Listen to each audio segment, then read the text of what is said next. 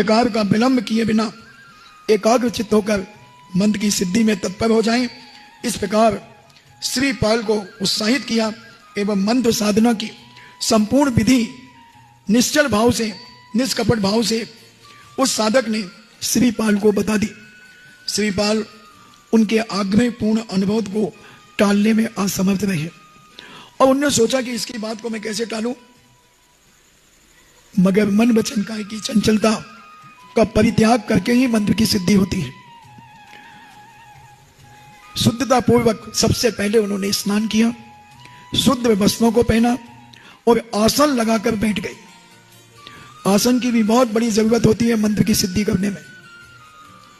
मंत्र की सिद्धि करने में, मंत्र का जाप करने में आसन बहुत जरूरी होता है। जो भी आसन से आप बैठ जाएं, वो आसन जब तक जाप करें, जब तक वो आसन टूटना नहीं चाहिए। अभी बहुत अच्छा मौका था, बहुत अच्छा मौका था अभी जब से प्रवचन चल रहे थे। अगर हम एक आसन से बैठना शुरू करते, कितने 20 दिन तो हो गए ना हमको यहां पर, 15 दिन हो गए, एक पक्ष हो गया, तो एक पक्ष में आपकी आसन, अगर एक दिन 5 मिनट हम एकाग्र होकर के बैठते, दूसरे दिन 6 मिनट, तीसरे दिन 7 मिनट, तो 20 मिनट हम एकाग्र होकर के बैठ सकते थे। और 20 मिनट में आराम से एक माला इतनी विशुद्धि के साथ होती और उसका फल तुम्हारे घर, तुम्हारे साथ चला जाता। अभी भी कुछ नहीं बिगड़ा। कल से आसन लगा करके बैठ जाओ कि जब तक प्रवचन चलेगा हम पूरी कोशिश करेंगे कि हमें हिलना डुलना ना पड़े।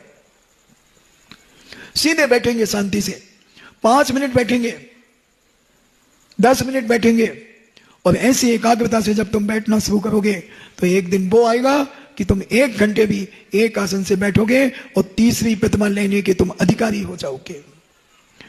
अंतर्मुहूर्त 48 मिनट की सामायिक तुम्हारी एकाग्रता के साथ होती चली जाएगी। ऐसे श्रीपाल आसन लगाकर मंत्र की सिद्धि के लिए बैठ जाते हैं, और जो आसन लगाई उन्होंने और जो मंत्र सिद्ध करना शुरू किया, उनका साहस, उनकी एकाग्रता, उनके चेहरे की प्रसन्नता, उनका आनंद अलौकिक था। और कठोर साधना से भी जो प्राप्त नहीं हो सकता था, उनको अल्प परिश्रम में ही मंत्र की सिद्धि हो गई।